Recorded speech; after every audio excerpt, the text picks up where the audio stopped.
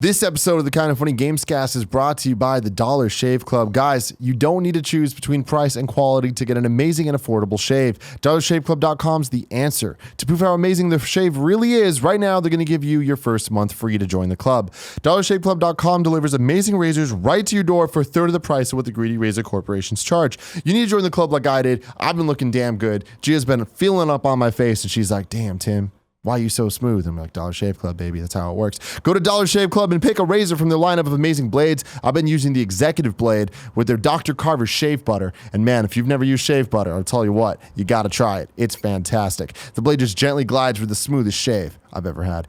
Here is what you need to do. See why over 3 million members like me love the Dollar Shave Club. They're so confident in the quality of all their products. You can get your first month of the club for free. You just pay shipping. No big deal. After that, just a few bucks a month. No long-term commitment, no hidden fees. Go to dollarshaveclub.com/Gamescast. That's dollarshaveclub.com/Gamescast.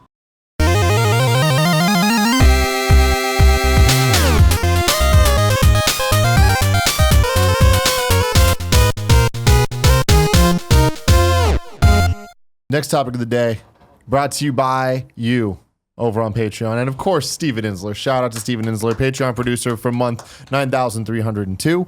But also, thank you all for supporting us at the $20 and above level. To get your name on the bar? Patreon? Yeah. Yeah, I don't remember. Yeah, whatever. Thank you for being awesome. Your names will be there thanks to Kevin's amazing editing skills. All your October support. Yes, all of your October support. But Colin, you were mentioning earlier that it's been a really good year for shooters. It's been a great year for shooters. Single player campaigns and multiplayer for a lot of people out there. And even you guys are talking about Titanfall, not necessarily being your guys' cup of tea, but it's like people seem to be really enjoying It's the also- campaign. Again, Titanfall is a good game. Yeah, Titanfall is even a great game, but it's just not as good as people are saying it, which is why we keep getting hung up on it. Definitely not. That's great. So from I'm almost done with the Battlefield 1 campaign, and it's fantastic. Hearing nothing but good things about the Call of Duty campaign. It's very good. So Colin, that's what I want to talk about. Call of Duty.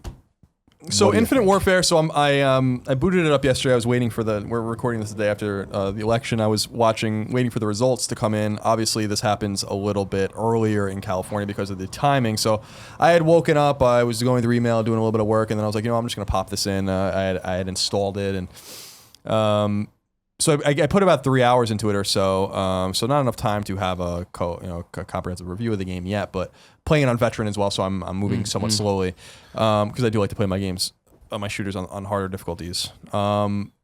Just because I think people say it ruins the pacing. I actually think it makes the pacing more realistic. So my thoughts on the game are great story and premise. The idea is very cool. It's about Earth, basically humans leaving Earth and kind of exploring the solar system, similar to Mass Effect. But in this respect, they're searching for goods or precious minerals, whatever, gases that they need to survive. The Earth is just too swamped with people. There's not enough there for everyone. So what ends up happening is that they go to places like Europa. They really go to like all the planets, all the system, all the like the planets, and there's a rogue part of this group that basically splinters off and wants nothing to do with Earth anymore, and basically is like the spaceborne kind of group. And they launch an attack on Earth during a Fleet Week like thing where they're showing off all their equipment and all having the a good ships time. are in one place. Yeah. Similar to Battlestar Galactica, actually. And although they're not using AI, they're basically doing it overtly with attacks. And I liked the way it starts. I like what it's all about. I think it's a very interesting game. From a plot perspective, I think in this respect it destroys Titanfall, and I think Greg might agree. Like Titanfall 2's story, I wasn't playing it for the story. In fact, I didn't care about any of the characters. I didn't care about what was happening. We discussed on PS I Love You that Titanfall 2 had this very peculiar thing it was doing where it would introduce these pretty cool bad guys, a very Metal Gear Solid-like cast of characters that each had like their own unique Quirks. Titan and their quirks, and it was like a group. It was like Metal Gear Solid 1 or 2, really, in that respect. But there was no reason for them to be there. You didn't know who they were. You would just fight them. They'd be dead. They'd show up out of nowhere. There was no context. By the time I got to the end of the game, I had no idea who the person I was even fighting was. Now, that could be on me, I'm sure, in some respect as well, but it just goes to show you the looseness and the non-importance of the plot. I think that you play Titanfall 2 because the game feels good. And I think with Call of Duty, you play the game because it feels good. With Infinite Warfare, you play the game because it feels good and because there's an interesting story and there's an interesting hook. I think that, I don't know how Greg feels about this, but I think that Titanfall 2 goes too far into parkour. I think that parkour and kind of sudden movements and platforming in first person is difficult, and not necessarily in terms of mechanics, but in terms of just understanding. You don't have the proper perspective to know where you are, and I don't think the games work like that. And so, Infinite Warfare takes some of what Titanfall does, but not all of it. It is 25% of that, as opposed to Titanfall's kind of more willy-nilly fast movement. And so double jumping and stuff like that feels good in the game, but I don't have to like run along walls necessarily, or do all these kinds of things all the time. It just doesn't, and there's not these long stretches of platforming to show it off. So I like that particular component of the game. I think the AI is somewhat intelligent on Veteran. There are different kinds of enemies. The game feels a lot actually like Titanfall in some ways in terms of the enemy variety that you're receiving, that you're kind of dealing with and all this. The one cool thing about it, and I said it earlier in the first topic, and again, not a unique thought, wish I remember where I read it. I think it was just on Twitter in a comment somewhere, where they're saying like, this doesn't feel like Call of Duty, and it doesn't. Mechanically, gunplay feels great. It feels like Call of Duty, a diverse array of guns, all these kinds of things, very smooth gameplay. I've said it before, I'll say it again, every shooter should strive to feel like this. But the structure of the quests, the non-linearity of the game is very unique for Call of Duty. You go to your ship and you can basically have a Mass Effect-like map of the system. And I don't know if you got this far or whatever, where you can choose different missions and do them in certain orders. And there are people of consequence. I forget what they call them. It's like a most wanted list. And you're going after these different people, and you're finding weapon upgrades along the way. There's no intel to find just randomly. Now you're finding armories things that matter for the game, the story you're playing, that make your character stronger in some way, give you better defense or better buffs or whatever it might be. Your grenades are stronger, whatever happens to be. I just feel like the game is more fleshed out. It's more fully realized. It reminds me that, because I didn't play Call of Duty too deeply in Black Ops 3. I think it was last year. That was the first one I didn't play the campaign for many years actually. I can't even remember the last time I didn't play a Call of Duty campaign. I played Zombies on that one, but we just moved on. There was a lot of things happening in November last year, October. So I just didn't get to it. So I can't quite compare it to that. But there seems to be deeper systems at work in this particular Call of Duty than I had ever seen in a Call of Duty game before. And I think, we talk a lot about stagnation. Activision itself has said that they expect this game to sell less than Black Ops 3 because of the resonance of the Black Ops sub-franchise within Call of Duty. Also the fact that, Treyarch is now the favorite child suddenly with Call of Duty fans, as opposed to IW, which puts out this particular game. And so they expect the sales drop off. The game sold 50% as well in the UK the first week, but still is the second biggest selling launch in the year behind FIFA. So people are still playing it. It destroyed Titanfall, for instance. It beat Battlefield. So the game's trajectory is good. I think what's here is something that's going to surprise people. Now, I don't know if the game falls off. I don't know how long it is. I don't have any of that information yet. But based on what I've played so far, I really, really like it. And I knew I was going to like it, but I was shocked about how good it is, and truth be told, how superior it is to Titanfall. That's the big takeaway for me. And that's it. I mean, we had talked about Titanfall on this show. We talked about it on PS I Love You, and I was just like, I don't get what people see in this campaign, why they think it's amazing. It's good, don't get me wrong. I disagree. I like the wall running and jumping. I love it in Titanfall, and I think it's fine. It's used well in Call of Duty as well, not nearly as much, obviously.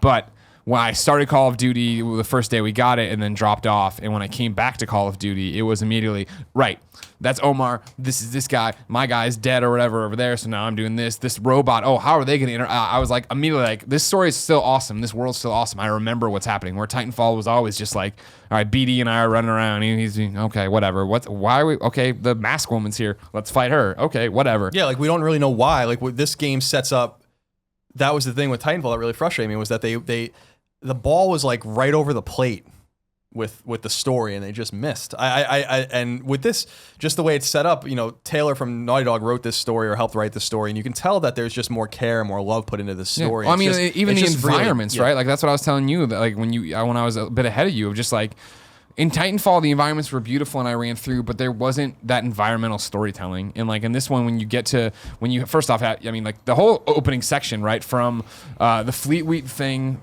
to the battle on the ground to into your jackal to onto the thing, then off the ship and then onto the moon, like that's an awesome fucking sequence. That's all fucking gas. You know what I mean? And when you get to the moon and you get in, and you get to the interplanetary port that's like a visitor center, and you get in there, I stopped, like they all ran ahead, and I just stopped and like walked through this exhibit of like the history of space travel on the moon. And so like there's the lander there and the original suits, and then you go, and then there's this like video wall that has like the timeline, the fictionalized timeline of space travel that would got them there. And it's like to go from like World War I, World War II into the Apollo program, blah, blah, and you're just reading it, it's like, this is fucking awesome. Like, what a great fleshed out environment this is. What this world is to make me care so much about what's happening already. Yeah, I think you're right. I think that it's an impressive kind of thing. I like the customization. I like it's just not mission to mission. It's not there's a, like Greg was saying, there's a tether that pulls all of this together that gives it a great scale. And obviously you're gonna have a bigger scale in a game like this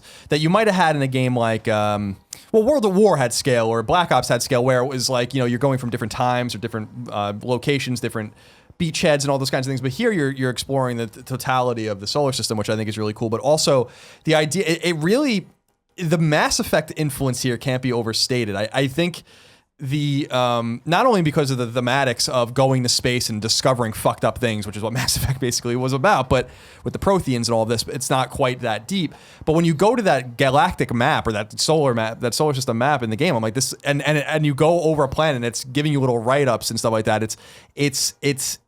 It's Mass Effect, and I thought that was really interesting. I also like walking around this. You can go into you have like your own chambers similar to Mass Effect, where you can go on a computer and read about people and listen to voice recordings and all this kind of stuff. You can go to the armory and customize your loadout. So the game's not just putting you into missions and these are the weapons you have, these weapons you find. Now you can be like, I want this pistol, I need this scope, I need all of these kinds of things, and the game will tell you like that doesn't necessarily make any sense. Like you need laser weapons here, but they'll be like, no, so you can override that, which I think is really cool.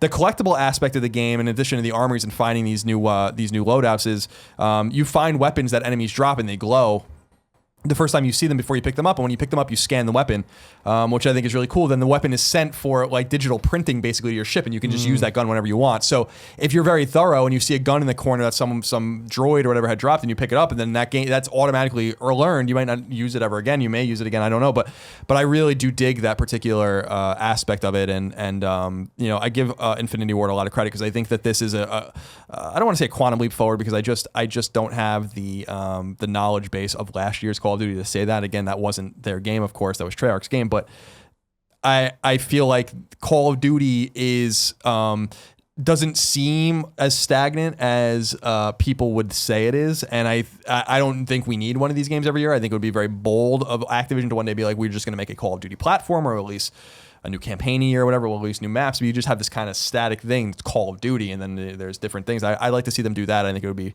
very pro-consumer, but I really like what they've done, and I hope the game is in the middle and the end as good as it has been in these first few hours, because it's astonishingly good. Now, how does it compare to Doom? They're different kinds of games. I think that on a mechanical level, Call of Duty and Doom are clearly the superior shooters of the year. They're just very different. Doom is fucking fast, way faster than Call of Duty, and Call of Duty's fast. While Battlefield's a little more realistic and plotting, I think Titanfall obviously is more parkour based and also kind of more dynamic with Titan combat as well.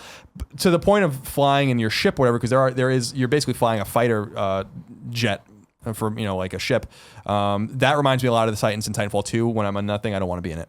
I wish that studios would learn to focus on what is good about the game, that we don't need some sort of diverse perspective in terms of gameplay experiences to make the game dynamic or good. I'd rather have 12 hours of solid on-foot play than ever being a Titan in Titanfall 2. I'd rather have 10 or 12 hours of solid on-foot gameplay than ever being in one of those ships in Call of Duty. So I wish that they would just focus on what's good, and you can still put you in space and do all these. There's a lot of zero-G fighting. There's cool weapons like grenades that remove gravity and stuff. There's a lot of cool things in there, but I wish that they would just kind of focus a little bit more instead of trying to be broad. This isn't I'm not trying to play a flight sim. You know what I mean? And so it's a little bit obnoxious in that sense. Not nearly as annoying as the Titan fights for me, but certainly a problem. So I'm sure, like Greg said, One PS I Love You next week, we'll both have beaten it, I'm sure, and we could talk about it in a more thorough way.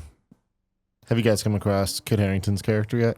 Oh yeah, How's- he's introduced super early.